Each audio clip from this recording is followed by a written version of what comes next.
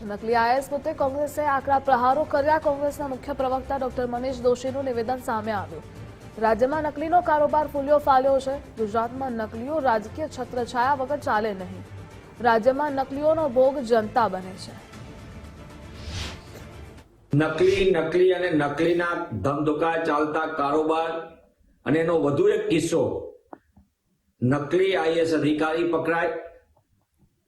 આ પકડાયા પહેલા એમને ક્યાં ક્યાં કારનામા કર્યા છે। ગુજરાતમાં નકલીઓ રાજકીય છત્રછાયા વિના ચાલે નહીં। એ નકલી નોટો હોય કે પછી નકલી ઘી કે નકલી ખાદ્ય પદાર્થોની વાત હોય, નકલી ડોક્ટરની હોય, સીએમઓ અધિકારી હોય, પીએમઓ અધિકારી હોય, ઇન્કમટેક્સ અધિકારીઓ હોય, નકલીના કારોબારના નામે ગુજરાતનો સામાન્ય નાગરિક લૂંટાય છે અને વહીવટી તંત્રમાં મોટા મોટા કાંડ અને કૌભાંડો થઈ રહ્યા છે। ત્યારે વધુ એક આઈએએસ અધિકારીના નામે ગુજરાત સાથે છેતરપિંડી કરનારા તત્વો પકડાણો છે। 15 વખતે પકડાય ત્યારે સરકાર વાતો કરે છે, પણ નકલી પોલીસ અધિકારીઓ પકડાય, નકલી આઈએએસ પકડાય તો આ સરકાર કઈ પ્રકારનો વહીવટ કરે? હવે નકલી આખું પ્રધાનમંડળ તો નહીં આવે ને, એની પણ તપાસ સરકાર ક્યારે કહેશે?